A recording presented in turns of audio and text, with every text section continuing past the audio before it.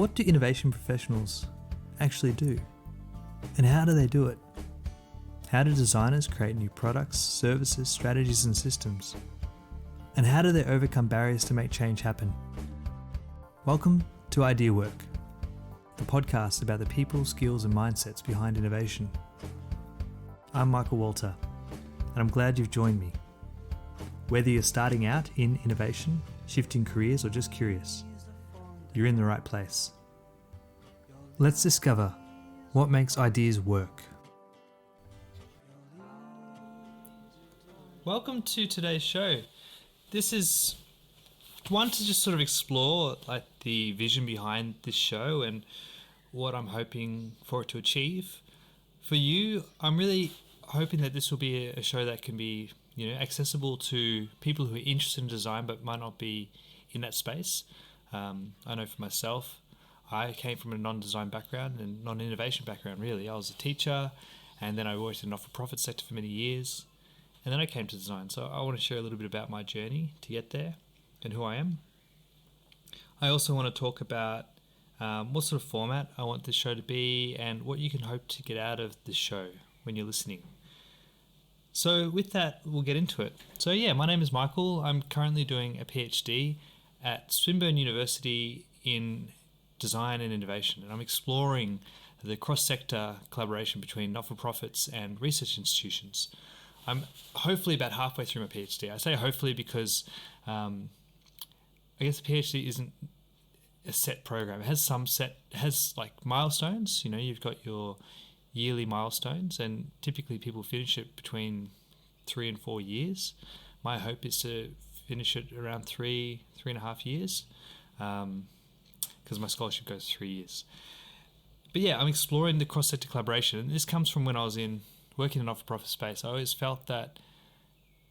wondered why we weren't collaborating more with universities or research institutions, that these academics are gaining this knowledge and we could really use it in the work we're doing in charities and not-for-profits. Because we were doing great work, but I just felt like there was all this new information that we could apply and new strategies and new tactics. And so it was a burgeoning idea back then. That was around 2016. And then I came across design thinking, and it kind of happened organically. My brother had mentioned it like a year earlier, and it just kind of washed over me. I didn't really pick it up.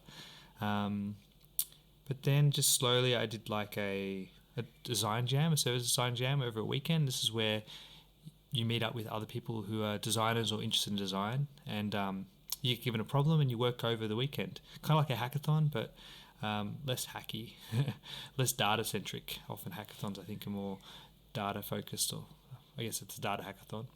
And I loved it, And so I did another course with the Acumen Plus Human-Centered Design course, and while I completed that, and then while I was working at the charity I was working at, somehow I came across, I think it was an email, it was about the Telstra Imaginarium. It was a program that was run through the Telstra Foundation, and they were doing this with partnership with Today's Studio Today, which is a design studio based in Melbourne. And this was excellent.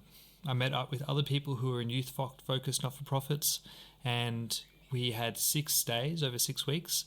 We were learning the design thinking process, going through the double diamond and going through it in depth, and really applying the tools to solving problems and understanding how it could be applied in our context.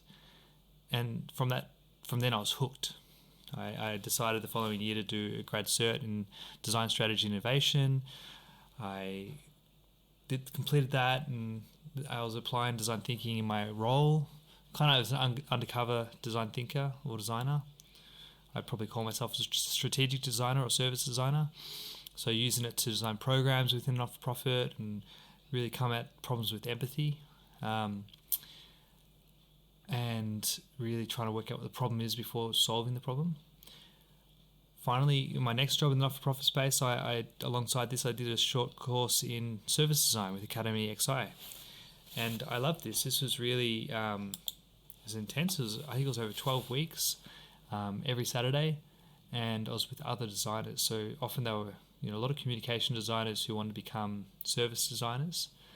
So, service design is really about looking at the experiences people have in a service and over time. So, it might be if you ever go to one of the big banks, that's really obviously gone through a service design process. Like you walk in, there's someone there who greets you and says, "What are you here for today?" And they click an app and they say you can wait over here, and then you have your experience. And it's obviously been planned that they've thought about every single moment that a person goes through to try and make it as desirable as possible, delightful even, rather than a negative experience. It's very common in big companies, but it's also really important in the not-for-profit space. So I did that course, and slowly, I've made my way into design. I've finally completed a Master's of Design Strategy Innovation, and did a lot of teaching in design thinking and design strategy. And yeah, so this has just been, a short synopsis to try and share with you my journey, and that I have come from a non-design background, and I understand what that feels like to try and enter a new field. And I mean, largely my background was teaching and the not-for-profit space. But when I found design thinking and found design, it was like, this is what I've always thought. This is a way that I've always thought about thinking. And so I kind of want you, especially those who are listening who might be new to the design field or are interested in it but haven't yet gone into it, that this is a space that you can come and learn more about it. For those of you who are listening who are more experienced or seasoned practitioners, I hope that this will be helpful, perhaps not this season, but further seasons where I'll be interviewing other designers about the work they do. Equally, I want to explore innovation. As part of my, journey into design thinking, I've also come across a lot of innovation frameworks and tools, and I teach innovation at the Design Factory at Swinburne University in Melbourne.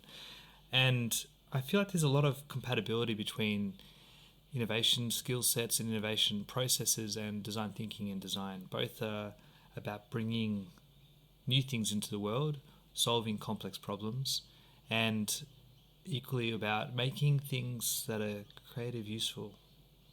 I think there's a real compatibility there. And so I guess that's the reasoning behind the show, Idea Work. It's the ideas and how they work, but it's also people who do idea work, as I think that people are interesting and their stories are interesting, and I want to hear more about those stories, and I'm sure you do too. So yes, design thinking, design innovation, all these things. And so I'm excited to explore these with you and share what I know, but also find out what I don't know from other experts. And also, if you have things that you don't know that you want to explore with me that I don't know, I can look it up and we can find out together. I also have a Substack called Idea Work, and I'll put those in the show notes. So yeah, I think the format will be a mixture of interviews, it'll be explainers, solo episodes like this. Also open to your thoughts about what sort of things you want to hear. Really happy to be flexible with that. And yeah, so that was my transition to design. And I guess I really want this to be an accessible place, because I find that sometimes the world of design and design thinking can be filled with a lot of jargon that can be hard to access if you've never been in this space. And it can be awkward to ask, what does that mean? Also, sometimes I think designers can be very cool, and they're very, very friendly. I don't want to make any enemies, but I remember I was at a design jam and there was a man making a coffee and had one of those really fancy coffee pots with the long spout, and he had like the funny the filter, the exact filter paper, the exact mug, and everything was perfect. And I feel like that can be a bit intimidating, especially if you don't have that aesthetic understanding, because a lot of designers obviously do, because design is aesthetic as well. But you don't have to be like that to be a designer. So yeah, welcome to this season. And yeah, really open to your ideas about how to build it and what sort of things to show. Awesome, thank you. Hope you have a great week. Bye.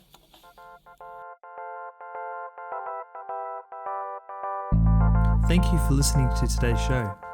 Make sure you subscribe to keep track of all the episodes, and I look forward to having you here again. Have a great day.